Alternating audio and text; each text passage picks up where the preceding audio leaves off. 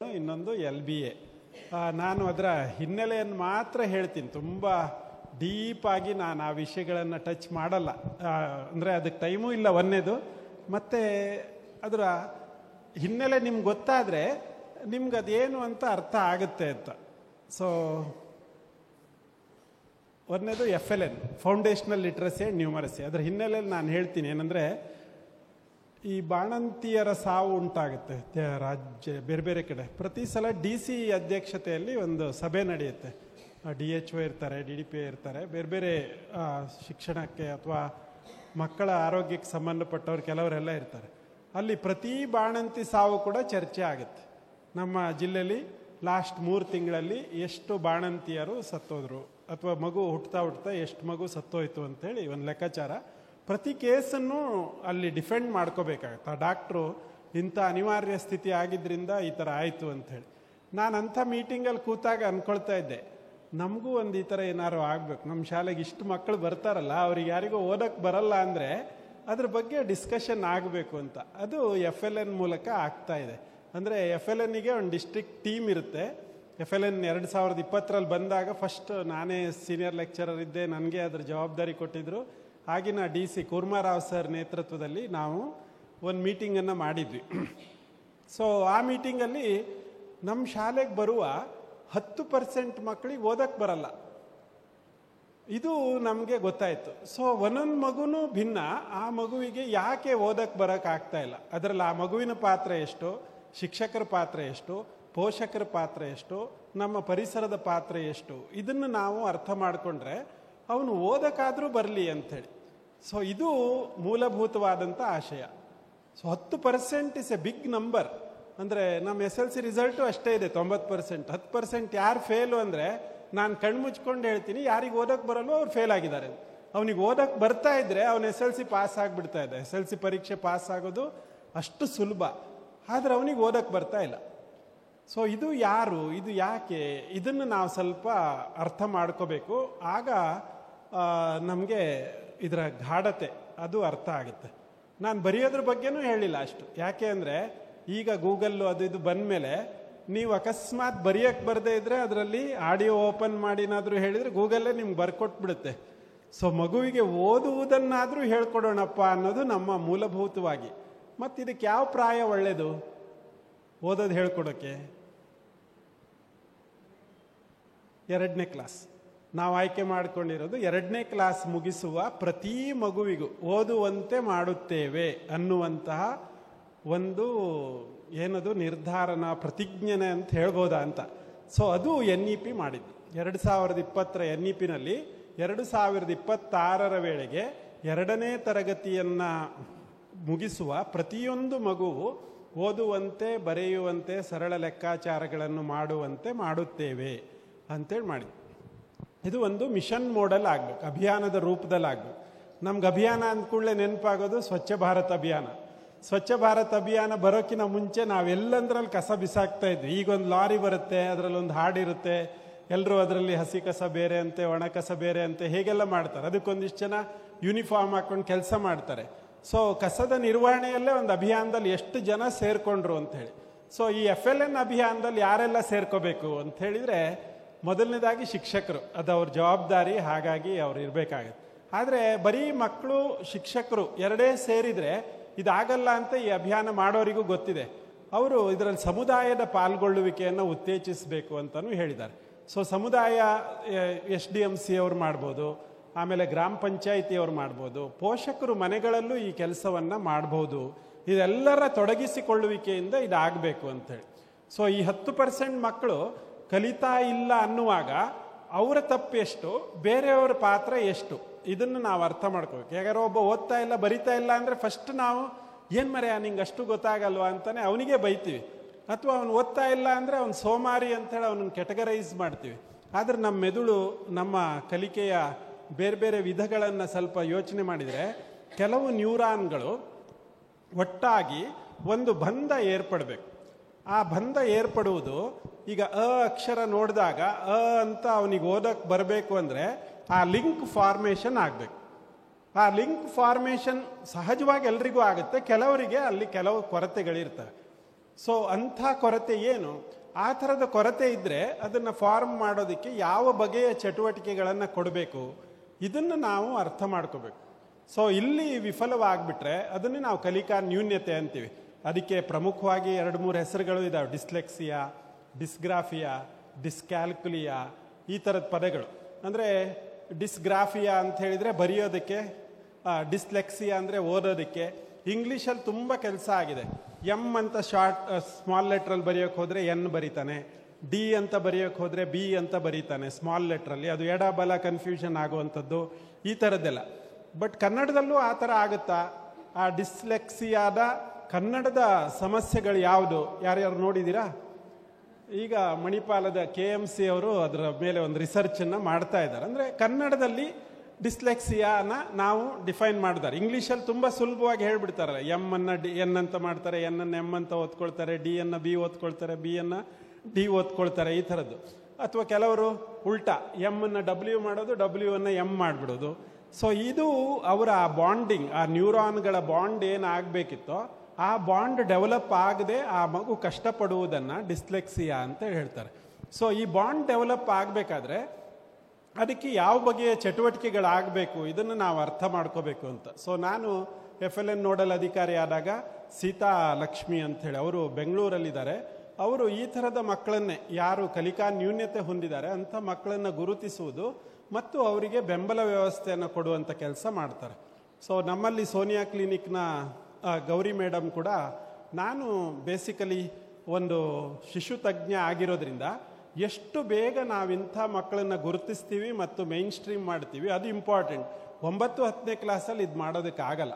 ನಾವು 9-10ನೇ ವಯಸ್ಸಿನ ಒಳಗೆ ಮಾಡಲೇಬೇಕು. ಹಾಗಾಗಿ ಅದನ್ನು ಮಾಡೋಣ ಅಂತೇಳಿ ಒಂದು 60 ಜನ ಶಿಕ್ಷಕರಿಗೆ ಸುಮಾರು 3 ತಿಂಗಳುಗಳ ಕಾಲ ಪ್ರತಿ ವಾರಕ್ಕೊಂದರಂತೆ ಕ್ಲಾಸ್ ಮಾಡ್ತಾ ಈ ಕ್ಲಾಸನ್ನು ಮಾಡಿದ್ವಿ. ನಾನು ಆವಾಗ ಆಯ್ಕೆ ಮಾಡ್ಕೊಂಡಿದ್ದ ಶಿಕ್ಷಕರೆಲ್ಲ ವಿಶೇಷವಾಗಿ 200-300 ಮಕ್ಕಳಿರುವಂಥ ಶಾಲೆಯ ಪ್ರಾಥಮಿಕ ವಿಭಾಗದ ಟೀಚರನ್ನು ಆಯ್ಕೆ ಮಾಡ್ಕೊಂಡಿದ್ದೆ. ಅವ್ರಿಗೆ ಕೆಲವರು ಸಿಕ್ಕರೆ ಹೇಳ್ತಾರೆ, ಸರ್ ನೀವು ಆ ಟ್ರೈನಿಂಗ್ ಕೊಟ್ಟ ಮೇಲೆ ನಮ್ಮ ಹತ್ರ ಒಂದು 10 ಜನ 12 ಜನ ಈ ಥರದವ್ರು ಸಿಕ್ಕಿದ್ರು, ನಾವು ಅವ್ರ ಜೊತೆ ಒಂದಿಷ್ಟು ವರ್ಕ್ ಮಾಡಿದ್ವಿ, ಒಂದಿಷ್ಟು ಡೆವಲಪ್ಮೆಂಟ್ ಆಗಿದೆ ಅಂಥೇಳಿ. ಸೊ ಇದನ್ನು ನಾವು ನಿಮ್ಮ ಜೊತೆ ಯಾಕೆ ಹೇಳ್ತಾ ಇದ್ದೀನಿ ಅಂದರೆ, FLN ಸಾಧಿಸಿಲ್ಲ, ಅದಕ್ಕೆ ಯಾರನ್ನು ಹೊಣೆ ಮಾಡೋದು, ಎಷ್ಟು ಹೊಣೆ ಮಾಡೋದು ಅದಲ್ಲ, ಆ ಮಗುವಿಗೆ ನಾವು ಮೇನ್ ಸ್ಟ್ರೀಮ್ ಮಾಡೋದು ಹೇಗೆ, ಇದ್ರ ಬಗ್ಗೆ ನಮ್ಮ ಕಳಕಳಿ ಇರಬೇಕು. ಅದಕ್ಕಾಗಿ ದಪ್ಪ ದಪ್ಪ ಅಕ್ಷರಗಳನ್ನು ಓದಿಸೋದು, ಅಕ್ಕಿ ಕಾಳಲ್ಲಿ ಬರೆಸೋವಂಥದ್ದು, ಬೇರೆ ಬೇರೆ ರೀತಿಯ ಚಟುವಟಿಕೆಗಳು ಸಾಧ್ಯ ಆಗುತ್ತೆ. ಸೊ ಇಂಥದ್ದನ್ನು ನಾವು ಅರ್ಥ ಮಾಡಿಕೊಂಡ್ರೆ ಆ ಮಗುವಿನ ಕುರಿತು ನಮಗೊಂದಿಷ್ಟು ಕಾಳಜಿ ಇರೋಕ್ಕೆ ಸಾಧ್ಯ. ನಾನು ಹೇಳಿದ್ದೆ ಉದಾಹರಣೆ, FLN ಬಂದಾಗೆಲ್ಲ ಬರುತ್ತದು. ಆದರೂ ಒಂದು ಶಾಲೆಗೆ ಹೋದೆ, ಒಂದೊಂದೇ ಟೀಚರನ್ನು ಕರೆದು ಸ್ವಲ್ಪ ರಿಸಲ್ಟ್ ಕಡಿಮೆ ಇತ್ತಲ್ಲ, ಏನು ಅಂತ ಹೇಳಿ ಈ ವರ್ಷದ ರಿಸಲ್ಟಿಗೆ ಯಾರು ನಿಮಗೆ ನಿಮ್ಮ ಕೈಯಲ್ಲಿ ಪಾಸ್ ಮಾಡ್ಸೋಕ್ಕೆ ಆಗಲ್ಲ ಅಂತ ಎಲ್ಲರ ಹತ್ರ ಒಂದೊಂದು ಹೆಸರು ತಗೊಂಡೆ. 6 ಜನಕ್ಕೆ ಒಂದೇ ಹೆಸರು ಕಾಮನ್ ಆಗಿತ್ತು. ಅವನನ್ನು ಒಂದು ಸಲ ಕಳಿಸಿ, ನಾನು ಅವನನ್ನು ನೋಡ್ಕೊಳ್ತೀನಿ ಅಂತ ಹೇಳಿದೆ. ಅವನನ್ನು ಕರೆದ್ರು. ಒಳ್ಳೆ ಹುಡುಗ, ಅವನು ಗಾಡೀಲೆಲ್ಲ ತರಕಾರಿ ಮಾರ್ಕೊಂಡೆಲ್ಲ ಹೋಗ್ತಾನಂತೆ, ತುಂಬ ವ್ಯಾಪಾರ ಅದು ಇದೆಲ್ಲ ಮಾಡ್ತಾನೆ. ಬಂದ 10ನೇ ಕ್ಲಾಸಲ್ಲಿ, ನಾನು ಅಲ್ಲೇ ಪಕ್ಕ ಒಂದು ಪೇಪರ್ ಇತ್ತು, ಇದ್ರ ಹೆಡ್ಡಿಂಗ್ ಓದಪ್ಪ ಅಂತೇಳಿ ದಪ್ಪ ಅಕ್ಷರದಲ್ಲಿರುತ್ತಲ್ಲ, ಅವನು ಉದಯವಾಣಿ ಅಂತ ಓದ್ದ. ನಾನು ಅವನಿಗೆ ವಿಜಯ ಕರ್ನಾಟಕ ತೋರಿಸಿದ್ದೆ. ಅಲ್ಲ ಪುಣ್ಯಾತ್ಮ, ಒಂದು ಅಕ್ಷರನೂ ಕಾಮನ್ ಆಗಿ ಹೇಳಿಲ್ವಲ್ಲ ಮಾರಾಯ ಅಂತ. ಅವನಿಗೆ ಏನಾಗಿದೆ ಅಂದರೆ, ಅವನ ತಲೆಯಲ್ಲಿ ಪೇಪರು ಅಂದರೆ ಉದಯವಾಣಿ ಅಂತ. ಸೊ ಅವನು ಅದನ್ನು ಅಕ್ಷರನೂ ಗುರ್ಸಕ್ಕೆ ಹೋಗಲಿಲ್ಲ, ಅವನು ಕಾಂಟೆಕ್ಸ್ಟನ್ನೇ ಅರ್ಥ ಮಾಡಿಕೊಂಡು, ನಾನು ಅವನಿಗೆ ಒಂದು ಅಕ್ಷರನಾದರೂ ಯಾವುದಾದ್ರೂ ಹೇಳಬೇಕಲ್ಲ ಮಾರಾಯ ಅಂಥೇಳಿ ಹೇಳಿದ್ಮೇಲೆ, ಒಂದು ಅಕ್ಷರ ಗುರುತಿಸ್ಬೇಕು ನೀನು, ಅಟ್ಲೀಸ್ಟ್ ಒಂದು ಅಕ್ಷರ ಅಂತ ಹೇಳಿದೆ. ಆಮೇಲೆ ಒಂದು 2-3 ಸಲ ಆ ಕಡೆ ಈ ಕಡೆ ನೋಡಿ, ಕ ಇದೆ ಸರ್ ಅಂತ ಹೇಳ್ದ. ಪುಣ್ಯಾತ್ಮ, ಅಕ್ಷರ ಒಂದು ಬಂತು, ಇನ್ನೊಂದು 48 ಅಕ್ಷರ ಕಲ್ತ್ರೆ ನೀನು SLC ಪಾಸ್ ಆಗ್ತೀಯ ಅಂತ ಹೇಳಿ ನಾನು ಅವನಿಗೆ ಕಳಿಸ್ಕೊಟ್ಬಿಟ್ಟೆ. ಇದು ನಿಜವಾಗ್ಲೂ ಅಂದರೆ, ಅವನೇನೋ ಓದೋಕ್ಕೆ ಬರಲಿಲ್ಲ ಅಂದರೆ ಅವನೇನು ಜೀವನದಲ್ಲಿ ಹಾಳಾಗೋಗ್ಲಿಲ್ಲ. ಅವನು ಆಮೇಲೆ ಶಾಲೆನೇ ಬಿಟ್ಟನಂತವನು, ಆಮೇಲೆ SLC ಪರೀಕ್ಷೆ ಬರೆಯೋಕ್ಕೂ ಬರಲಿಲ್ಲ, ಆ ಶಾಲೆ ರಿಸಲ್ಟು ಅದರಿಂದ ಏನು ತೊಂದರೆ ಆಗಲಿಲ್ಲ ಅಂತ ಹೇಳಿದರು. ಆದರೆ ನಾನು ಹೇಳ್ತಿರೋದು, ಅವನ ಜಾಗದಲ್ಲಿ ನಿಂತು ನಾವು ನೋಡೋಣ, ಅವನಿಗೆ ಆ ಒಂದು ಬಾಂಡಿಂಗ್ ಡೆವಲಪ್ ಆಗಲಿಲ್ಲ, ಆಗಬೇಕಾದ ಟೈಮಲ್ಲಿ. ಈಗ ನಾವು ಏನೋ ಸರ್ಕಸ್ ಮಾಡ್ತೀವಿ ಅಂದರೆ ಅವನನ್ನು ನಾವು ಏನು ವಿಲನ್ ಮಾಡಿ ಇಡೋದ್ರಿಂದ ಆಗೋದಿಲ್ಲ. ಆದರೆ ನಾವು ಹೋದ ಕೂಡಲೇ ನಾನು ಇದನ್ನು ಗಮನಿಸ್ತಾನೆ ಇರ್ತೀನಿ. ನಾನು ಎಲ್ಲ ಟೀಚರ್ಗಳ ಮೀಟಿಂಗಲ್ಲೂ ಹೇಳ್ತೀನಿ, ದಯವಿಟ್ಟು ಯಾವುದೇ ಮಗುವನ್ನ ಇವನಿಗೆ ಓದಕ್ಕೆ ಬರಲ್ಲ ಸರ್ ಅಂತ ನಾವು ಹೋದಾಗ ಕರ್ಕೊಂಬಂದು ತೋರಿಸ್ಬೇಡಿ ಅಂತ. ಮೊನ್ನೆ ಒಂದು ಹೈಸ್ಕೂಲಿಗೆ ಹೋದ್ರೆ, ಸರ್ ನೀವು ಒಂದು ನಿಮಿಷ ನಿಂತ್ಕೋಬೇಕು ಸರ್. ನಿಂತ್ಕೊಂಡೆ. 6 ಜನನ ಏ ಕೃಷ್ಣ ಬಾರೋ, ಏ ಗಿರೀಶ ಬಾರೋ ಅಂತ ಹೇಳಿ, ಸರ್ ಇವ್ರನ್ನ ಒಂದ್ಸಲ ಮಾತಾಡಿಸಿ ಸರ್ ಅಂತೇಳಿ. ನಾನು ಹೇಳಿದೆ, ನಾನೀಗ ಮಾತಾಡ್ಸೋದ್ರಿಂದ ಇವರೆಲ್ಲ ಬಹಳ ಗ್ರೇಟ್ ಆಗ್ಬಿಡ್ತಾರ ಅಂತೇಳಿ. ಇಲ್ಲ ಸರ್ ನೀವು ಒಂದ್ಸಲ ಮಾತಾಡಿಸಿ ಸರ್ ಅಂತ ಹೇಳಿದೆ. ನನ್ಗೆ ಇಲ್ಲೊಂದು ಮಾಡಿದ್ದು ಗೊತ್ತಿತ್ತಲ್ಲ, ಪ್ರಜಾವಾಣಿ ತಗೊಂಡೆ. ಪ್ರಜಾವಾಣಿ ಓದ್ ಮರ 6 ಜನಕ್ಕೆ ಪ್ರಜಾವಾಣಿ ಓದಕ್ಕಾಗಲಿಲ್ಲ. ಒಬ್ಬ ಪ ಪ ಪ ಅಂದ, ಇನ್ನೊಬ್ಬ ಜಾ ಜಾ ಜಾ ಅಂದ, ಏನೋ ಒಂದು ಸ್ವಲ್ಪ ಒದ್ದಾಡಿದ್ರು. ಆದರೆ ನನಗೆ ಮಾತ್ರ ತುಂಬ ಅಂದರೆ ಆ್ಯಸ್ ಎ ಅಧಿಕಾರಿಯಾಗಿ ನಾನು ಎಂಥ ಮಾಡೋದು ಇವ್ರ ಜೊತೆ ಅಂಥೇಳಿ ನನಗೆ ತುಂಬ ಕಷ್ಟ ಆಯಿತು. ಅಂದರೆ ಒಂದೇ ಶಾಲೆಯಲ್ಲಿ 6 ಜನ ಇದ್ದಾಗ ಆ ಶಾಲೆ ಮಾಸ್ಟರ್ ಆತಂಕ ನಾನು ಅರ್ಥ ಮಾಡ್ಕೋಬಲ್ಲೆ. ಸೊ ರಿಸಲ್ಟ್ ಬರದೇ ಇದ್ದರೆ ನಾವು ಹೇಗೆ ಮಾಡ್ತೀವಿ ಅಂತೇಳಿ. ಆದರೆ ಪಾಪ ಅವರಿಗೆ ಆ ಅಕ್ಷರ ಗುರುತಿಸೋದ್ರಲ್ಲೇ ಇಷ್ಟು ಕಷ್ಟ ಆಗ್ತಾ ಇದೆ. 10 ವರ್ಷ ಅವ್ರ ಶಾಲೆಗೆ ಬಂದಾಗಿದೆ. ಇದು ತುಂಬ ಡಿಫಿಕಲ್ಟ್ ಆದಂಥ ಆ ಮಗುವನ್ನು ನಾನು ಸೋಮಾರಿ ಅಂತನೋ ಅಥವಾ ಬರೋದಿಲ್ಲ ಅಂತನೋ ಈ ಥರ ಮಾಡೋದ್ರಿಂದ ಸಾಧ್ಯ ಆಗೋದಿಲ್ಲ.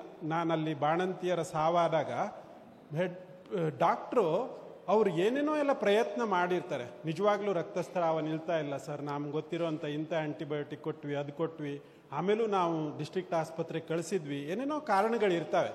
ಎಲ್ಲವೂ ನಮ್ಮ ಕೈಯಲ್ಲಿ ಇರುತ್ತೆ ಅಂತ ನಾನು ಹೇಳಲ್ಲ. ಆದರೆ ಇದು ನಮ್ಮ ದುರಂತ ಅಂತೇಳಿ ತುಂಬ ಸ್ವಲ್ಪ ಭಿನ್ನವಾಗಿ ನನಗೆ ಮೊನ್ನೆ ಕೋಟಾ ಶಾಲೆಗೆ ನೋಡಿ, ಹೆಸರು ತನಕ ಹೇಳಬೇಕಾದ್ರೂ ಯಾರದ್ದು ಹೇಳಬೇಕು ಅನ್ನೋದಕ್ಕೆ ನನಗೆ ಕೋಟಾದಲ್ಲಿ ಕಾರಂತರು ಓದಿದ ಶಾಲೆಗೆ ನಾವು ಒಂದು ಟೀಮ್ ಆಗಿ ಹೋಗಿದ್ವಿ.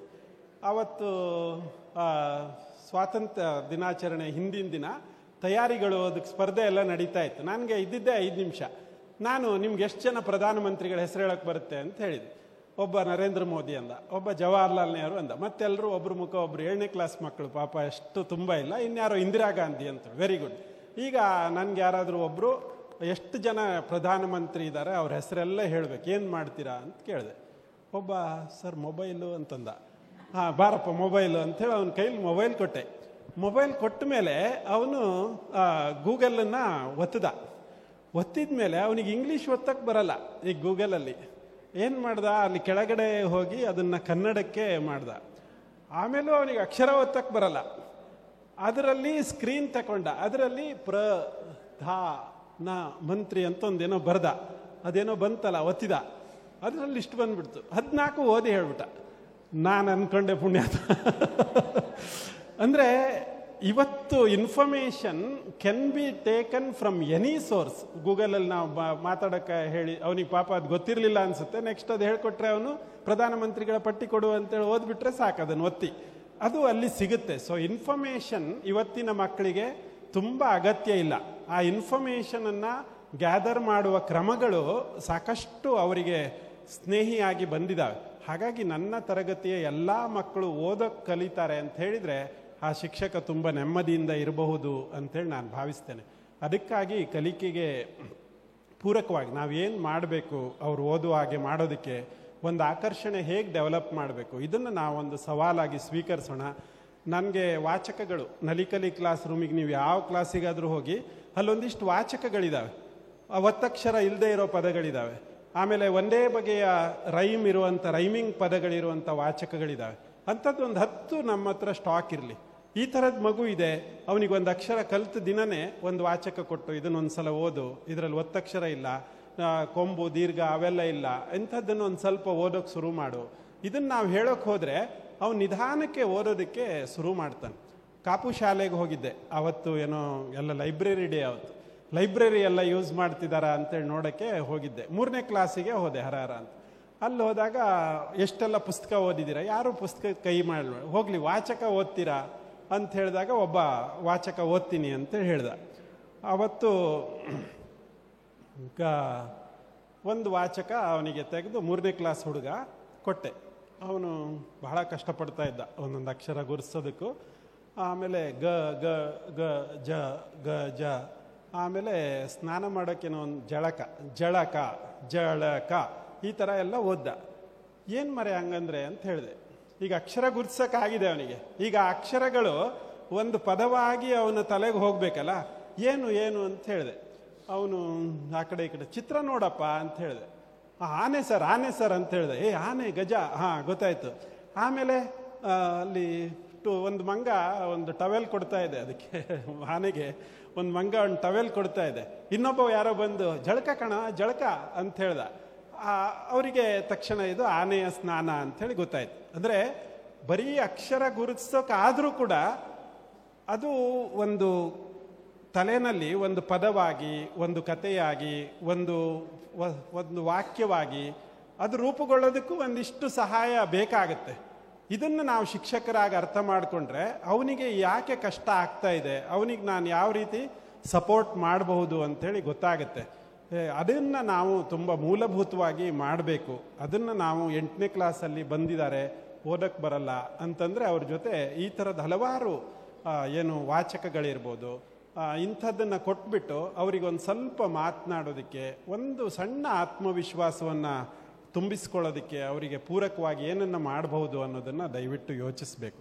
ಇದನ್ನು ನಾವು ಮಾಡಿದರೆ ಖಂಡಿತವಾಗಿ. ಈಗ FLNಗೆ ಯಾವ್ಯಾವ ಭಾಷೆ ಬರುತ್ತೆ ಅಂತ ನೆಕ್ಸ್ಟ್ ಪ್ರಶ್ನೆ ಕೇಳ್ತಾರೆ. ನಾನೀಗ ಎಲ್ಲಿಗೆ ಹೋದರೂ ಇಂಗ್ಲೀಷಲ್ಲೂ FLN ಇದೆಯಾ ಸರ್ ಅಂತ, ಅಥವಾ ಹಿಂದಿಗೆ FLN ಇದೆಯಾ ಸರ್ ಅಂಥೇಳಿ. ಸೊ ಏನು ಒಂದು ಆಶಯ ಅರ್ಥ ಮಾಡಿಕೊಂಡ್ರೆ ಯಾವ್ದಾದ್ರು ಒಂದು ಭಾಷೆ ಕಲೀಲಿ ಮರೆಯ, ಅವನು ಕನ್ನಡವನ್ನು ಕಲ್ತ್ರೆ ಸಾಕು ಅಂತೇಳಿ. ನಾವು ಡಾಕ್ಟರ್ ಥಾಮಸ್ ಅಂತ ಅವರನ್ನು ಕರೆಸಿದ್ವಿ ಹೋದ್ಸಲ, ಸೈಕಾಲಜಿಸ್ಟು, ಕೇರಳದಲ್ಲಿ ತುಂಬ ಹೆಸರು ಮಾಡಿರುವಂಥ ವ್ಯಕ್ತಿ. ಅವರು ಈ ಕಲಿಕಾ ನ್ಯೂನ್ಯತೆ ಮೇಲೇ ವರ್ಕ್ ಮಾಡ್ತಾ ಇರೋರು. ಅವ್ರು ಹೇಳ್ತಾರೆ ಅಲ್ಲಿ ಇಂಗ್ಲೀಷ್ ಮೀಡಿಯಮಿನ ಮಕ್ಕಳು ತುಂಬ ಸ್ಟ್ರಗಲ್ ಮಾಡಿ ಪಾಸ್ ಆಗಲ್ಲ ಅಂತ ಆದ ಕೂಡಲೇ ತಗೊಂಡೋಗಿ ಮಲಯಾಳಿ ಮೀಡಿಯಮ್ಗೆ ಹಾಕ್ತಾರಂತೆ. ಅವ್ರು ಹೇಳೋದು 26 ಅಕ್ಷರನೇ ಗೊತ್ತಾಗದೆ ಕಗ್ಗಂಟಾಗಿತ್ತು, ಈಗ ನೀವು ಮಲಯಾಳಿ ಮೀಡಿಯಮಿಗೆ ಬಂದ ಕೂಡಲೇ ಅವನಿಗೆ 250 ಪದಗಳು, ಸುಮಾರು ಅಕ್ಷರಗಳು ಗುಂಪು, ಅಂದರೆ ಕ ಕಾ ಕಿ ಕಿ ಕು ಕು ಕೆ ಎಲ್ಲವೂ ಅದೊಂದು ಹೊಸ ಒಂದು ಅವನಿಗೊಂದು ಕೋಡ್ ಅಲ್ವಾ ಅದು. ಆ ಥರದ್ದು 250-300 ಕೋಡ್ ಇರುವಂಥ ಒಂದು ಭಾಷೆಗೆ ತಂದು ಹಾಕಿದರೆ ಅವನು ಹೇಗೆ ಸುಧಾರಿಸ್ಕೊಳ್ತಾನೆ ಅಂತ. ಸೊ ನಾನು ಹೇಳಿದ್ನಲ್ಲ, ಈಗ ಅವ್ರಿಗೆ ಸಹಾಯ ಮಾಡುವ ಹಲವಾರು ಬೆಂಬಲ ವ್ಯವಸ್ಥೆಗಳಿದ್ದಾವೆ. ಮೂಲಭೂತವಾಗಿ ಒಂದು ಭಾಷೆನಾದರೂ ಅವನು ಕಲೀಲಿ ಅಂತ. ಅದು ಇಂಗ್ಲೀಷೇ ಇರ್ಬೋದು, ಕನ್ನಡನೇ ಇರ್ಬೋದು, ಹಿಂದಿನೇ ಇರ್ಬೋದು. ಆದರೆ ನಮ್ಮ DSCRT ಕೊಡೋ ಫಾರ್ಮೇಟಲ್ಲೂ ಇರುತ್ತೆ. FLNನಲ್ಲಿ ಕನ್ನಡಕ್ಕೆ 9 ಸೂಚಕ ಅಂತೆ, ಇಂಗ್ಲೀಷಿಗೆ 9 ಸೂಚಕ ಅಂತ. ಇದು ಅನಗತ್ಯ. ನಾವು ಅಟ್ಲೀಸ್ಟ್ ಥಿಯರಿಟಿಕಲಿನಾದರೂ ಒಪ್ಪೋಣ. ಮತ್ತೀಗ DSCRTನೇ ಫಾರ್ಮೇಟ್ ಕೊಟ್ಟರೆ ನಾವು ತುಂಬೋಣ, ಅದು ಬೇರೆ ವಿಷಯ. ಅಂದರೆ ನಾನು ಹೇಳಿದ್ದು ಅರ್ಥ ಆಯಿತು ಅಂತ ಅಂದ್ಕೊಳ್ತೀನಿ. ಒಟ್ಟಾರೆ ಮಗುವಿಗೆ ಕಲಿಯುವುದಕ್ಕೆ, ವಿಶೇಷವಾಗಿ ಓದುವುದಕ್ಕೆ ಒಂದು ಸಮಸ್ಯೆ ಇದೆ ಅಂತಾದರೆ ಆ ಮಗು FLN ಸಾಧಿತವಲ್ಲದ ಮಗು. ಸೊ ಇದನ್ನು ನೀವು ಹೇಗೆ ಗುರುತಿಸ್ತೀರಾ ಅಂತ. ನಮ್ಗೆ ಹೈಸ್ಕೂಲ್ನವ್ರ ಜೊತೆ ಎಷ್ಟು ಹೇಳಿದರೂ ಇದನ್ನು ಮಾಡೋಕ್ಕಾಗಲಿಲ್ಲ ಈವರೆಗೂ. ಅವ್ರು ಹೆಂಗೆ ಹೇಳೋದು ಅಂದರೆ, ನಾನು ಕನ್ನಡ 8ನೇ ಕ್ಲಾಸಿನ ಪರೀಕ್ಷೆ ಕೊಟ್ಟೆ, 100ಕ್ಕೆ 35ಕ್ಕಿಂತ ಕಡಿಮೆ ಬಂದಿದೆ, ಅದಕ್ಕೆ ಅವನು FLN ಸಾಧಿತವಲ್ಲದ ಮಗು ಅಂತ. FLNಗೂ ನಿಮ್ಮ 8ನೇ ಕ್ಲಾಸಿನ ಕನ್ನಡಕ್ಕೂ ಯಾವ ಸಂಬಂಧನೂ ಇಲ್ಲ. ನಾನು ಹೇಳ್ತಾ ಇರೋದು, ಮೂಲಭೂತವಾಗಿ ಓದೋದಕ್ಕೆ ಬರ್ತಾ ಇಲ್ಲ, ಬರೆಯೋದಕ್ಕೆ ಬರ್ತಾ ಇಲ್ಲ ಅಂಥ ಮಗುವಿನ ಸಾಮರ್ಥ್ಯ. ಅದಕ್ಕೆ ನಾನೇ ಒಂದು ಕ್ವಶನ್ ಪೇಪರ್ ಮಾಡಿ ಕೊಟ್ಟೆ, ಒಂದೊಂದು ಸೂಚಕಕ್ಕೆ ಒಂದೇ ಕ್ವಶನ್ ಇಟ್ಟಿದ್ದೆ. ಸೊ ಆ ಕ್ವಶನನ್ನು ನೀವು ನೋಡಿದರೆ, ಸರ್ 8ನೇ ಕ್ಲಾಸಿಗೂ ಅದೇ, 9ನೇ ಕ್ಲಾಸಿಗೂ ಅದೇ ಸರ್. ಹೌದು ಸ್ವಾಮಿ, ಅದು ಅವನು ಆ ಕೋಡನ್ನು ಡಿಕೋಡ್ ಮಾಡೋದಕ್ಕೆ ಆಗುತ್ತಾ? ಅವನಿಗೊಂದು ಕ ಅಂದರೆ ಅದೊಂದು ಕೋಡ್ ಅದು. ಸೊ ಆ ಪದ ಕ ಅಂದಾಗ ಅವನಿಗೆ ಎಲ್ಲಿ ಅದು ಸ್ವರ ಉತ್ಪತ್ತಿ ಆಗುತ್ತೆ, ಇದನ್ನು ಗುರುತಿಸ್ಬೇಕು. ಸೊ ಚಮಚದಲ್ಲಿ ಮ ಎಲ್ಲಿದೆ, ಮ ಅಕ್ಷರವನ್ನು ಗುರುತಿಸು. ಚಮಚದಲ್ಲಿ ಮ ಅಕ್ಷರವನ್ನು ಗುರುತಿಸು. ಇದು ಕೋಡನ್ನು, ಆ ಧ್ವನಿ ಎಲ್ಲಿ ಮ ಅನ್ನೋದು ಎಲ್ಲಿ ಬರುತ್ತೆ, ಅವನು ಅದನ್ನು ಗುರುತಿಸ್ತಾ ಇದ್ದಾನ, ಇದು ಸೂಚಕದಲ್ಲಿ ಇರುವಂಥದ್ದು. ಸೊ ಆ 9 ಸೂಚಕಗಳು ಯಾವುದು, ಅದಕ್ಕೆ ನಮ್ಮ ಹತ್ರ ಹೇಗೆ ಕ್ವಶನನ್ನು ಪ್ರಿಪೇರ್ ಮಾಡಬೇಕು, ಆ ಒಂದು ಸೂಚಕಗಳು ಸಾಧಿತವಾಗುವಂತೆ ನಾನು ಏನು ಮಾಡಬೇಕು ಅಂಥೇಳಿ. ಸೊ ಇದು ತುಂಬ ಪ್ರಮುಖವಾಗಿ ನಾವು ಕನ್ನಡ ಭಾಷಾ ಶಿಕ್ಷಕರಾಗಿ ಯೋಚಿಸಬೇಕು. ಸೊ 8ನೇ ಕ್ಲಾಸಿನ ಮಗು ಲೋಪಸಂಧಿ ಅಥವಾ ಆಗಮ ಸಂಧಿ, ಆದೇಶ ಸಂಧಿ ಅದೆಲ್ಲ ಹೇಳದೇ ಇದ್ರೆ FLN ಸಾಧಿತ ಅಲ್ಲ ಅನ್ನೋದು ಅಲ್ಲೇ ಅಲ್ಲ. ಅವನಿಗೆ ಬೇಸಿಕ್ ಆಗಿ ಓದಕ್ಕೆ ಬರುತ್ತಾ ಬರಲ್ವಾ, ಇದನ್ನು ನಾವು ಹೇಳ್ಕೊಡೋದಕ್ಕೆ ಏನು ಮಾಡಬೇಕು ಅಂತೇಳಿ. ಇನ್ನು ಒಂದು ಹೆಜ್ಜೆ ಆಗಿದ್ದಾಗ 10ನೇ ಕ್ಲಾಸಿನ ಹುಡುಗಿ ಪರ್ವ ಓದ್ತಾ ಇದ್ದೀನಿ ಅಂಥೇಳಿ ವರದಿ ಮಾಡಿದ್ಲು. ನಾನೇ ಕಂಗಾಲಾಗಿದ್ದೆ ಅವಾಗ. ಒಬ್ಬ 10ನೇ ಕ್ಲಾಸಿನ ಹುಡುಗಿನೇ ಪರ್ವ ಓದ್ಬಿಟ್ರೆ. ನಾನು BSc ಓದುವಾಗಲೇ ತುಂಬ ಕಷ್ಟಪಟ್ಟಿದ್ದೆ ಅದನ್ನು ಓದಿದಾಗ. ಬರೆಯುವಾಗ ಅವರು ತಲೆ ಕೆಟ್ಟು ಹೋಗಿತ್ತು ಅಂತಲೇ ಹೇಳ್ತಾರೆ. ಆದರೆ ಓದುವಾಗಲೂ ನಮ್ಗೆ ಆ ಭಾವ ಅಲ್ಲಿ ಅಷ್ಟು, ಅಂದರೆ ಅದು ಒಂದು ಲೆವೆಲ್ ಆಫ್ ಸ್ಟೂಡೆಂಟ್ಸ್ ಅವರು ಅಲ್ಲಿ ಇರ್ತಾರೆ. ಮತ್ತು ಕೆಲವರು ಲೈಬ್ರರಿಗೆ ಹೋಗೋದೇ ಇಲ್ಲ, ಅಥವಾ ಲೈಬ್ರರಿಯ ಒಂದು ಪುಸ್ತಕನೂ ಮುಟ್ಟೋದಿಲ್ಲ ಅಂದರೆ ಮತ್ತೆ ನಾವು ಅವರನ್ನು ಬೈಬಾರ್ದು. ನಮ್ಮ ಹತ್ರ ಇರೋ ಪುಸ್ತಕ ಅವರಿಗೆ ಆಕರ್ಷಕ ಆಗ್ತಾ ಇಲ್ಲ, ಅವರು ಓದುವ ಮಟ್ಟದಲ್ಲಿಲ್ಲ, ಅವರು ಓದುವ ಮಟ್ಟದ ಪುಸ್ತಕಗಳು ನಮ್ಮ ಲೈಬ್ರರಿಗೆ ಬರೋದಕ್ಕೆ ನಾವೊಂದಿಷ್ಟು ಯೋಚನೆಗಳನ್ನು ಮಾಡಬೇಕು. 5,000 ಕೊಟ್ವಿ, 10,000 ಕೊಟ್ವಿ, 12,000 ಕೊಟ್ವಿ, ಯಾವ ಪುಸ್ತಕ ತಗೊಳ್ಳೋದು? ಅಶೋಕ್ ಕಾಮತ್ರದ್ದು ಇತ್ತೀಚೆಗೆ ಅದೇ ಅವರು ಥೀಸಿಸ್ ಬರೆದಿದ್ದಾರಲ್ಲ, ಅದನ್ನು ತಂದಿಡೋದು. ಅದನ್ನು ಯಾರು ಓದೋದು? ಮೇಷ್ಟ್ರೇ ಓದಲ್ಲ, ಮಕ್ಕಳಂತೂ ದೇವರಾಣೆ ಓದಲ್ಲ. ಇನ್ನು ಅದನ್ನು ತಂದಿಟ್ರೆ ಏನು ಲಾಭ ಆಗುತ್ತೆ? ಸೊ ಆ ಮಗು ಓದುವ ಸಾಮರ್ಥ್ಯ ಆಗುವಂಥದ್ದು, ಚಿತ್ರ ಜಾಸ್ತಿ ಇರಲಿ, ಬಣ್ಣ ಬಣ್ಣ ಇರಲಿ, ಅಕ್ಷರ ದೊಡ್ಡ ದೊಡ್ಡದಾಗಿರಲಿ, ಅಂಥ ಪುಸ್ತಕನ ಒಂದ್ಸಲ ಓದೋಕೆ ಶುರು ಮಾಡಿದರೆ 1ನೇ ಪುಸ್ತಕ 2ನೇ ಪುಸ್ತಕ ಓದುವಾಗ ಮಗು ಅಕಸ್ಮಾತ್ ಪುಸ್ತಕದ ಬಗ್ಗೆ ಒಂದು ಪ್ರೀತಿ ಬೆಳೆಸ್ಕೊಳ್ತು ಅಂದರೆ ನಮ್ಮೆಲ್ಲರ ಕೆಲಸ ಮುಗಿಯುತ್ತೆ. ಸೊ ನಾವಲ್ಲಿ ಯಾರದ್ದು ನಮ್ಮ ಗುರುರಾಜ್ ಕರ್ಜಗಿ ಅವ್ರದ್ದು ಯಾವುದೋ ಒಂದು ಪುಸ್ತಕ, ಇನ್ಯಾರ್ದೋ ಒಂದು ನಮ್ಗೆ ತುಂಬ ಇಷ್ಟ ಅಂತೇಳಿ ಅಲ್ಲಿಟ್ಟರೆ ಸಣ್ಣ ಸಣ್ಣ ಅಕ್ಷರ ಓದೋಕ್ಕೆ ಬಹಳ ಕಷ್ಟ ಆಗುವಂಥದ್ದು. ಈ ಥರದ ಸಂದರ್ಭಗಳಿದ್ದಾಗ ಆ ಮಗುವಿನಲ್ಲಿ ಪುಸ್ತಕ ಪ್ರೀತಿ ಬೆಳೀಲಿ ಅಂತ ಹೇಳಿದರೆ ಆಗೋದಿಲ್ಲ. ಹಾಗಾಗಿ ಅವರು ಓದೋಕ್ಕಾಗುವಂತಹ, ಅವರು ನಾನು ಓದ್ದೆ, ಒಂದು ಪುಸ್ತಕ ಓದ್ದೆ ಅಂತ ಒಂದು ಭಾವ ಬರಬೇಕಲ್ಲ. ಆ ಪುಸ್ತಕ ಎಷ್ಟು ಸಣ್ಣದಿರುತ್ತೋ ಅಷ್ಟು ಬೇಗ ಆ ಭಾವ ತರ್ಬೋದು. ಆ ಪುಸ್ತಕದಲ್ಲಿ ಎಷ್ಟೆಷ್ಟು ದಪ್ಪ ದಪ್ಪ ಅಕ್ಷರ ಇರುತ್ತೋ ಎಷ್ಟು ಬೇಗ ಅದನ್ನು ಓದ್ದೆ ಅಂತೇಳಿ ಮುಗಿಸ್ಬೋದು. ಈ ಒಂದು ಸ್ಯಾಟಿಸ್ಫ್ಯಾಕ್ಷನ್ ಲೆವೆಲನ್ನು ಅವರಿಗೆ ನೀಡೋದಕ್ಕೆ ಸಾಧ್ಯವಾದಂಥ ಪುಸ್ತಕಗಳನ್ನು ಒಂದಿಷ್ಟಾದರೂ ನೀವು ಅದನ್ನು ಜೋಡಿಸಿಟ್ಕೊಳ್ಳಿ, ಅವ್ರಿಗೆ ಕೊಡಿ. ಅವರ ಓದಿದಾಗ ಅದನ್ನು ಸಂಭ್ರಮಿಸಿ ಅವ್ರ ಜೊತೆಗೆ. ಎಸ್, ನೀನೊಂದು ಪುಸ್ತಕ ಓದ್ದೆ ಮರೆ, ನನಗೆ ಇವತ್ತು ಭಾಳ ಖುಷಿ ಆಯಿತು ಅಂತ. ಇಲ್ಲದೇ ಇದ್ರೆ ಪುಸ್ತಕ ಓದದೇ ಇರೋದಕ್ಕೆ ಸಾಕಷ್ಟು ಪ್ರೋಗ್ರಾಮ್ಗಳಿದಾವೆ ನಮ್ಮಲ್ಲಿ. ವಾಟ್ಸ್ಯಾಪ್ ಇದೆ, ಫೇಸ್ಬುಕ್ ಇದೆ, ರೀಲ್ಸ್ ಇದೆ, ಎಷ್ಟು ತೊಡಗಿಕೊಳ್ತಾರೆ ನಮ್ಮ ಮಕ್ಕಳು ಅದರಲ್ಲಿ. ಆದರೆ ಪುಸ್ತಕದ ಕುರಿತು ಅವರಿಗೊಂದು ಪ್ರೀತಿ ಬರೋದಕ್ಕೆ ನಾವು ಕನ್ನಡ ಶಿಕ್ಷಕರಾಗಿ ಏನನ್ನು ಮಾಡ್ಬೋದು? ಇದು ನಮ್ಮೆಲ್ಲರಿಗೂ ನಾನು ಹೇಳಿದ ಒಂದೊಂದು ಪರಿಹಾರಗಳು ಪೂರ್ಣ ಪರಿರೂಪದ್ದು ಆಗಿಲ್ಲದೆ ಇರ್ಬೋದು. ನಿಮ್ಮ ಶಾಲೆಯ ಕಾಂಟೆಕ್ಸ್ಟಲ್ಲಿ ಅದಕ್ಕೆ ಭಿನ್ನವಾದಂಥ ಪ್ರಯತ್ನಗಳು ಬೇಕಾಗ್ಬೋದು. ಆದರೆ ಜನರಲ್ ಆಗಿ ನಾನು FLN ಬಗ್ಗೆ ಇಷ್ಟು ಹೇಳಿದರೆ ಸಾಕು ಅಂತೇಳಿ ಭಾವಿಸ್ತೇನೆ. ಸಾಕಲ್ವಾ? ಏನಾದ್ರು ಕ್ವಶನ್ ಇದ್ದರೆ ಈಗ FLN ಮುಗಿಸ್ಬೇಡ, ಮುಂದೊಂದಕ್ಕೆ ಹೋಗೋದಕ್ಕಾಗ್ತದೆ. ಸೊ FLN ಅಂದ್ರೆ ಏನು, ನಾವು ಅದನ್ನು ಹೇಗೆ ಗುರುತಿಸ್ತೀವಿ, ಆ ಮಗುವಿಗೆ ಆ ಒಂದು ಸಾಧನೆ ಮಾಡೋದಕ್ಕೆ ಹೇಗೆ ಪ್ರೇರಣೆಯನ್ನು ಒದಗಿಸಬೇಕು, ಇದು ಜನರಲ್ ಆಗಿ ನಮಗೆ ಒಂದು ಕಾಂಟೆಕ್ಸ್ಟ್ ಅದು ಗೊತ್ತಾದರೆ ನಾವು ಖಂಡಿತವಾಗಿ ನಾವು ಸಮರ್ಥರಿದ್ದೀವಿ. ಆ ಮಗುವನ್ನು ದ್ವೇಷಿಸುವುದಲ್ಲ, ಎಲ್ಲರ ಎದುರುಗಡೆ ಅವನಿಗೆ ಅವಮಾನ ಮಾಡೋದಲ್ಲ, ಅವನು ಯಾಕೆ ಆ ಕಷ್ಟದಲ್ಲಿದ್ದಾನೆ, ಅದಕ್ಕೆ ನಾವು ಹೇಗೆ ಸ್ಪಂದನೆ ಮಾಡ್ಬೋದು, ಇದನ್ನು ನಾವು ಅರ್ಥ ಮಾಡಿಕೊಂಡ್ರೆ ನಾವು FLN ಅನ್ನು. ಏನಾದ್ರು ಇತ್ತಮ್ಮ ಸುಶೀಲಾ? ಇಲ್ಲ, ಓಕೆ. ಎರಡನೇದು LBA. ಅಯ್ಯಬ್ಬ ದೇವರೇ, ನಾನು ಈಗ LBA ಅಂತ ಹೇಳಿದ ಕೂಡಲೇ ನೀವು ರಶ್ಮಿ ಮಹೇಶ್ ಅಂತ ಅನ್ಕೊಂಬಿಡಿ. ನೀವೆಲ್ಲರೂ ರಶ್ಮಿ ಮಹೇಶು ಬೆಂಗಳೂರಲ್ಲಿ ಕೂತಿದ್ದೀರಾ. SLC ರಿಸಲ್ಟ್ ಬರೋ ದಿನ ಅವರು ಉತ್ತರ ಕೊಡಬೇಕು ಸಮಾಜಕ್ಕೆ. 8 ಲಕ್ಷ ಜನ ಪರೀಕ್ಷೆ ಬರೀತಾರೆ, 6 ಲಕ್ಷ ಜನ ಪಾಸ್ ಆಗ್ತಾರೆ, 2 ಲಕ್ಷ ಜನ ಫೇಲ್ ಆಗ್ತಾರೆ. ನೀವೇ ರಶ್ಮಿ ಮಹೇಶ್, ನೀವೇನು ಮಾಡ್ತೀರಾ? 2 ಲಕ್ಷ ಮಕ್ಕಳು ಫೇಲು ಅಂತ ಮೇ 33ನೇ ತಾರೀಕು ಅವ್ರಿಗೆ ಗೊತ್ತಾಗುತ್ತೆ. ಅಲ್ಲಿ ತನಕ ಅವ್ರಿಗೆ ಗೊತ್ತು ಮಾಡ್ಕೊಳ್ಳೋಂಥ ಯಾವ ದಾರಿಗಳು ಇಲ್ಲ. ನಾನೇನು ಹೇಳ್ತಾ ಇದ್ದೀನಿ ಅಂತ ಅರ್ಥ ಆಗ್ತಾ ಇದೆಯಾ ಅನ್ಸ್ಕೊಳ್ತೀನಿ. ಒಂದು SLC ಪಬ್ಲಿಕ್ ಪರೀಕ್ಷೆ 75% ಪಾಸ್ ಆಗ್ತಾರೆ ಅಂದರೆ 25% ಫೇಲ್ ಆಗ್ತಾರೆ. ಸೊ ಈ 25% ಯಾರು, ಅವರನ್ನು ಯಾವಾಗ ಗುರುತಿಸ್ಬೇಕು, ಅವರಿಗೆ ಪೂರಕವಾಗಿ ಏನನ್ನು ಮಾಡಬೇಕು, ಇದು LBA.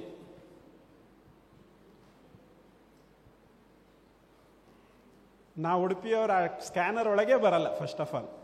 ಯಾಕಂದ್ರೆ ನಮ್ದು ಈಗಲೇ 90% ರಿಸಲ್ಟ್ ಇದೆ. 10% ಮಕ್ಕಳು ಮಾತ್ರ ಫೇಲ್ ಆಗ್ತಾ ಇರೋರು. ಅವ್ರು ಯಾರು ಅಂತ ನಾನು ಈಗಾಗಲೇ ಹೇಳಿದ್ದೀನಿ, FLN ಸಾಧಿತವಲ್ಲದ ಮಕ್ಕಳು. ಸೊ ಸಿಕ್ಕಾಪಟ್ಟೆ ಟೆನ್ಷನ್ ಆಗಿದ್ದು ಯಾರಿಗೆ ಅಂದರೆ ಉಡುಪಿ ಟೀಚರ್ಸ್ಗೂ. ಅಯ್ಯೋ ಟೆಸ್ಟ್ ಮಾಡಬೇಕಂತೆ, ಮಾರ್ಕ್ಸ್ ಹಾಕಬೇಕಂತ, ಇಷ್ಟರೊಳಗೆ ಎಲ್ಲರೂ ಒಂಥರ ಕೈಕಾಲು ಬಿಟ್ಟು ಏನೆಲ್ಲ ಮಾಡಿದ್ರು. ಸೊ ನಾನು ಇದನ್ನು ಇಷ್ಟು ಸಿಂಪಲ್ ಆಗಿ ಹೇಳಿದ ಕೂಡಲೇ, ಸರ್ ಎಲ್ಲರೂ ಅಶೋಕ್ ಕಾಮತ್ ಥರ ಇದ್ದರೆ ಆಗ್ತಿತ್ತು ಸರ್ ಅಂತೇಳಿ. ಓಹೋ, ನಿಮ್ಗೆ DDPA ಹೆಂಗಿರಬೇಕು, BO ಹೆಂಗಿರಬೇಕು, ಅದನ್ನು ನೀವೇ ಡಿಸೈಡ್ ಮಾಡೋದು.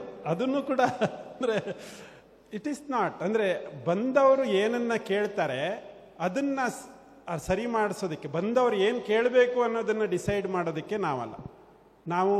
ನಾನು ಚೈತನ್ಯದಲ್ಲೂ ಸಂಪನ್ಮೂಲ ವ್ಯಕ್ತಿಯ ಕೆಲಸ ಮಾಡಿದ್ದೆ. ಆವಾಗ ಮಗ್ಗಿ ಬಾಯ್ಪಾಠ ಮಾಡಿಸೋದು ಬೇಡ ಅಂಥೇಳಿ ನಾವೆಲ್ಲರಿಗೂ ಹೇಳಿದ್ವಿ. ಅದೇನು ಅಗತ್ಯದಲ್ಲ, ಅದೊಂಥರ ಪದ್ಯದ ಥರ ಹೇಳ್ತಾರೆ, 2 4 ಏನು ಮರ 2 4 ಅಂದ್ರೆ ಅವನಿಗೆ ಗೊತ್ತಿಲ್ಲ, ಅವನು ಹಿಂಗೂ ಉದ್ದು ಕೇಳ್ಕೊಂಡು ಹೋಗೋದು. ನಾವು ಹಾಗೆ ಹೇಳಿದ್ದಲ್ವಾ.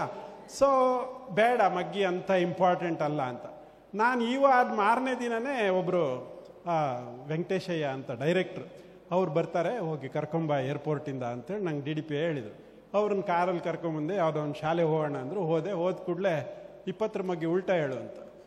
20 400, 29 19 380 ಹೇಳ್ಬೇಕಂತ ಅವರಿಗೆ. ನಮ್ಮ ಹುಡುಗರು 2 ಇದ್ದಾರೆ, ಇವ್ರು 20 ಬಗ್ಗೆ ಉಲ್ಟ ಕೇಳ್ತಾರಲ್ಲ. ನನಗೆ ನಗು ಅಂದ್ರೆ ನಗು, ಆದ್ರೆ ಅವ್ರ ಎದುರಿಗೆ ನಗಂಗಿಲ್ಲ. ಮಾಸ್ಟ್ರಿಗೂ ಸರಿ ಬೈದ್ರು, ಮಕ್ಕಳಿಗೂ ಸರಿ ಬೈದ್ರು. ಎಂತ ಕಾಮತ್ರೆ ಇದು, ನೀವು ಉಡುಪಿ ನೋಡಿದ್ರೆ ಫಸ್ಟ್ ಅಂತೀರಾ, 20 ಬಗ್ಗೆ ಉಲ್ಟ ಹೇಳಕ್ ಬರಲ್ಲ ಇವರಿಗೆ ಅಂತ ಹೇಳಿ 2ನೇ ಶಾಲೆಗೆ ಹೋದ್ರು, ಅಲ್ಲೂ ಅದೇ ಬೈದ್ರು. 3ನೇ ಶಾಲೆಗೆ ಹೋದ್ರು, ಅಲ್ಲೂ ಅದೇ ಬೈದ್ರು. ಆಮೇಲೆ ಹೋದ್ರು, ಅವ್ರು ವಿಮಾನ ಹತ್ಕೊಂಡು ಹೋದ್ರು.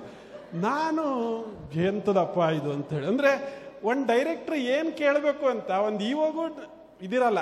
ಡೈರೆಕ್ಟರ್ ಅವ್ರು ಏನ್ ಕೇಳಬೇಕು ಅವ್ರು ಕೇಳ್ತಾರೆ ಅಷ್ಟೇ.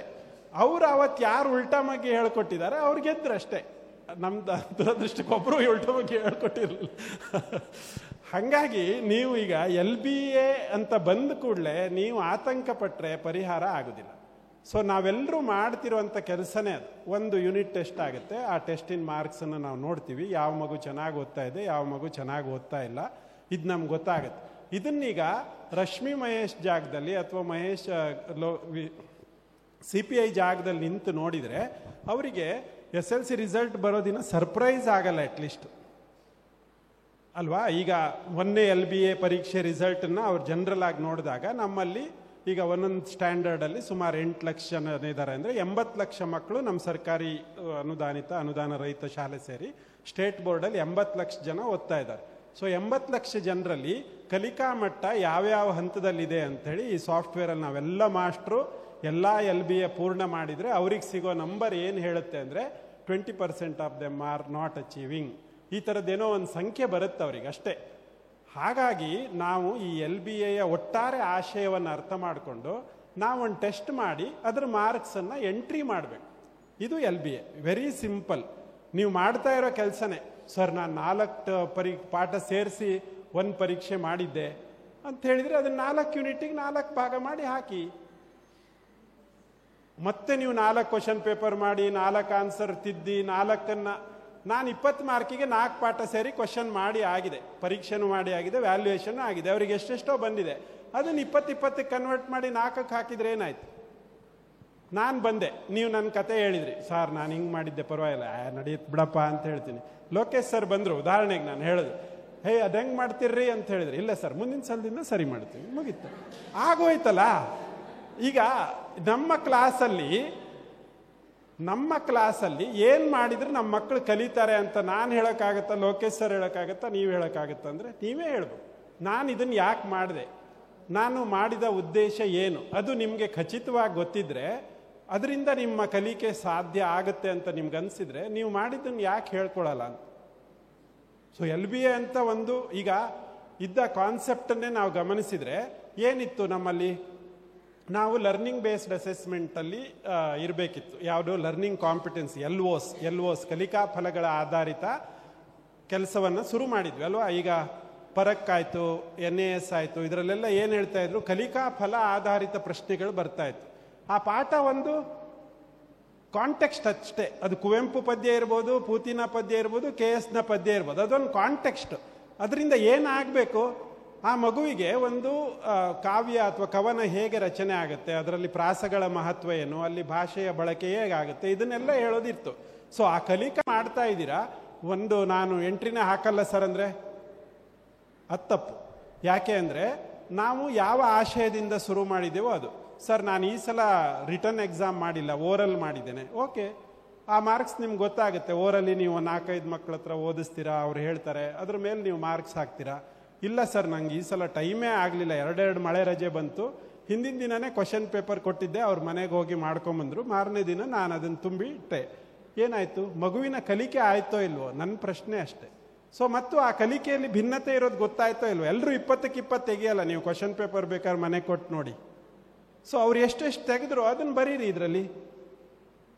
ಸೊ ಇದನ್ನು ನಾವು ಸುಮ್ಮನೆ ಟೆನ್ಷನ್ ಮಾಡಿಕೊಂಡು ನಂದು LBA ಆಯಿತು ನಿಂದು ಆಯ್ತಾ ಅಂತೇಳಿ ಕೇಳಿ ಏನೆಲ್ಲ ಮಾಡಿ ಏನೆಲ್ಲ ಒಂದು ಇದಕ್ಕೆ ತಂದುಬಿಟ್ವಿ ಅಂದರೆ ಸ್ವಲ್ಪ ದಯವಿಟ್ಟು ಅಂದರೆ ಮಾಡದೇ ಇದ್ದರೆ ನಾವು ಬಂದಾಗ ಖಂಡಿತ ಬೈತೀವಿ. ಯಾಕಂದರೆ ನಮಗೆ ಈಗ ನಾಳೆ ನಾಡಿದ್ರಲ್ಲಿ ಯಾರು ಡಯಟ್ ಪ್ರಿನ್ಸಿಪಾಲ್ರಿಗೆ ಲಾಗಿನ್ ಕೊಡ್ತಾರೆ, ಯಾವ್ಯಾವವರೆಗೆ ಟೆಸ್ಟ್ ಇದು ಟ್ರಯಲ್.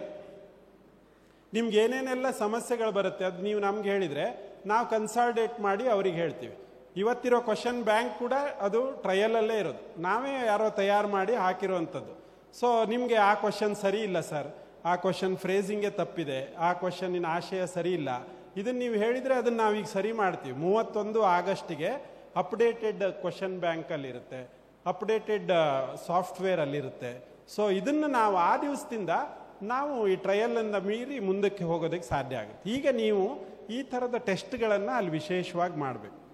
ಇದನ್ನು ನಮ್ಮ ಆತಂಕಗಳಿಗೆ ಹೇಗೆ ಪರಿಹಾರಗಳು ಸಿಗುತ್ತೆ ಅನ್ನೋದಕ್ಕೆ ನಾವೀಗ ಕನ್ನಡದಲ್ಲಿ ಒಂದು ಪಾಠಕ್ಕೊಂದು, ಒಂದು ಪದ್ಯಕ್ಕೊಂದು ಮಾಡಿದರೆ ಡಬ್ಬಲ್ ಆಗ್ತಾಯಿತ್ತು. ಈಗ ಒಂದು ಪಾಠ ಒಂದು ಪದ್ಯ ಸೇರಿ ಒಂದು ಯೂನಿಟ್ ಅಂತ ಕನ್ಸಿಡರ್ ಮಾಡಿದ್ರ ಅಷ್ಟು ನಮ್ಮ ಕೆಲಸ ನಮ್ಮ ಆತಂಕದಿಂದಾಗಿ, ನಮ್ಮ ಎಕ್ಸ್ಪ್ರೆಷನ್ನಿಂದಾಗಿ ಅರ್ಧದಷ್ಟು ಕಡಿಮೆ ಆಯಿತು. ಸೊ ಇದು ಒಟ್ಟಾರೆಯಾಗಿ ನಾವು ಯಾವುದೇ ಒಂದು ಹೊಸ ಯೋಜನೆ ಬಂದಾಗ ಯಾಕೆ ಬಂತು ಈ ಪ್ರಶ್ನೆ ಕೇಳಿಕೊಂಡು ಹೇಗೆ ಇದನ್ನು ನಾವು ಸುಧಾರಿಸ್ಬೋದು ಅನ್ನುವಂಥ ಪ್ರಶ್ನೆಗೆ ಹೋದರೆ, ನಾವು ಕ್ಲಾಸ್ ರೂಮ್ ಟೀಚರ್ ಮಾತಾಡದೇ ಇದ್ದಾಗ ಬೇರೆಯವರೇ ಜಾಸ್ತಿ ಮಾತಾಡ್ತಾರೆ. ಸೊ ನೀವೆಲ್ಲರೂ ಮಾತಾಡಿದ್ರಿ, ನಿಮ್ಮ ಆತಂಕ ನೋಡಿದಾಗ ನನಗೂ ತುಂಬಾ ಒಂಥರ, ನಾನೊಂದು ಪರ್ಸ್ನಲ್ ಲೆಟ್ರ್ ಮಾಡಿಟ್ಟಿದ್ದೆ ಕೆಲವು ಪರ್ಸ್ನಲ್ಲಾಗಿ ಕೆಲವು ಟೀಚರ್ಗಳಿಗೆ, ನೀವು ಇಷ್ಟು ನೆಗೆಟಿವ್ ಆಗಿ ಮಾತಾಡಿದ್ದು ನನಗೆ ಇಷ್ಟ ಆಗಲಿಲ್ಲ ಅಂತೇಳಿ ಅವರಿಗೆ ಆ ಲೆಟ್ರ್ ಪೋಸ್ಟ್ ಮಾಡಿಬಿಡ್ತಿದ್ದೆ. ಅವರು, ಸಾರ್ ನೀವು ಹಿಂಗೆ ಹೇಳ್ಬಿಡೋದ ಸರ್, ನಾನು ಹಂಗೆ ಹೇಳಿದ್ದಲ್ಲ ಸರ್ ಅಂತೇಳಿ ಎಗೈನ್ ಎಕ್ಸ್ಪ್ಲೈನ್ ಮಾಡ್ತಾಯಿದ್ರು. ಅಂದರೆ ನನಗೆ LBA ಒಂದು ಒಟ್ಟಾರೆ ರೂಪ ಅರ್ಥ ಮಾಡಿಕೊಂಡು ನಾವು ಮಾಡ್ತಿರೋ ಕೆಲಸವನ್ನೇ ಒಂದಿಷ್ಟು ಸ್ಟ್ರೀಮ್ ಲೈನಿಂಗ್, ಅದು ರೆಕಾರ್ಡ್ ಪರ್ಪಸ್, ಅದನ್ನು ರೆಕಾರ್ಡ್ ಬಿಲ್ಡ್ ಮಾಡುವ ಪರ್ಪಸ್ಸಲ್ಲಿ ಇದೆ ಅಂತ ನಿಮ್ಗೆ ಅರ್ಥ ಆದರೆ ಆಗ ನೀವು ಅದನ್ನು ಸರಿಯಾಗಿ ಜಾರಿಗೆ ತರ್ತೀರಾ ಅನ್ನೋ ಅರ್ಥದಲ್ಲಿ ನಾನು ಇದನ್ನು ಮಾಡಿದ್ದೆ. ಹಾಗಾಗಿ ಇದಿಷ್ಟು ಹಿನ್ನೆಲೆ ನಾನು ನಿಮಗೆ ಕೊಡ್ತಾ ಇರೋದು. ಪರ್ಟಿಕ್ಯುಲರ್ ಆಗಿ ಯಾರು ಗೌರ್ಮೆಂಟ್ ಟೀಚರ್ಸು, ಅನ್ಎಡೆಡ್ ಟೀಚರ್ಗಳಿಗೆ ನಿಮ್ಮ ಸ್ಯಾಲ್ರಿಗೆ ಯಾವುದೋ ಒಂದು LIC ನಂಬರ್ ಅಲ್ವಾ, ಅದನ್ನು ಹಾಕಬೇಕು. ಈಗ ಅನ್ಎಡೆಡ್ ಶಾಲೆ ಟೀಚರ್ ಆದರೆ ಅವರೇ ಲಾಗಿನ್ ಆಗಿಬಿಟ್ಟು ಒಂದು ಲಾಗಿನ್ ಕ್ರೆಡೆನ್ಷಿಯಲ್ಸನ್ನು ಕ್ರಿಯೇಟ್ ಮಾಡ್ಕೋಬೇಕು. ಮತ್ತು ಒಮ್ಮೆ ಎಲ್ಲ ಟೀಚರ್ಗಳು ಮಾಡಿದ ಮೇಲೆ ಆ ಶಾಲೆ ಹೆಡ್ ಮಾಸ್ಟರ್ ಲಾಗಿನ್ ಆಗಿ ಅದನ್ನು ಅಪ್ರೂವ್ ಮಾಡಬೇಕು. ಇವು ಟೆಕ್ನಿಕಲಿ ಅಲ್ಲಿರುವಂಥ ಅಂಶಗಳು. ಸೊ ನೀವು ಮಾರ್ಕ್ಸ್ ಹಾಕಿದರೆ ಸಾಕು, ಅದೇ ಗ್ರೇಡ್ ಆಗಿ ಕನ್ವರ್ಟ್ ಮಾಡುತ್ತೆ. ಇನ್ನು ಇತ್ತೀಚಿನ ವಾರದಲ್ಲಿ, ಈ ವಾರದಲ್ಲಿ ಹೈಯೆಸ್ಟ್ ಇರುವಂಥ ಪ್ರಾಬ್ಲಮ್ ಅಂದರೆ, ಇವತ್ತು ಬೆಳಿಗ್ಗೆ ಸೇವ್ ಮಾಡಿದ್ದೆ ಸರ್, ಮಾರನೇ ದಿನ ಓಪನ್ ಮಾಡಿದರೆ ಮತ್ತೆ ಅದು 000 ತೋರಿಸ್ತಾ ಇದೆ ಅಂತ. ಸೊ ಇಂಥದ್ದೆಲ್ಲ ಇದ್ದಾಗ 1-2 ಸ್ಕ್ರೀನ್ಶಾಟ್ ತೆಗೆದು ಇಟ್ಕೊಂಡಿರಿ. ಸೊ ಯಾರೋ ಬಂದಾಗ ಕೆಲವರಾದರೂ ನೋಡಿ ಬಂದಿರ್ತಾರೆ, ಕೆಲವು ಅಧಿಕಾರಿಗಳು ನೋಡಿರೋದೇ ಇಲ್ಲ, ಏನ್ರಿ ಏನು ಮಾಡಿಲ್ಲ ನೀವು ಅಂತೇಳಿ ಚಾಟಿ ಬೀಸಕ್ಕೆ ಶುರು.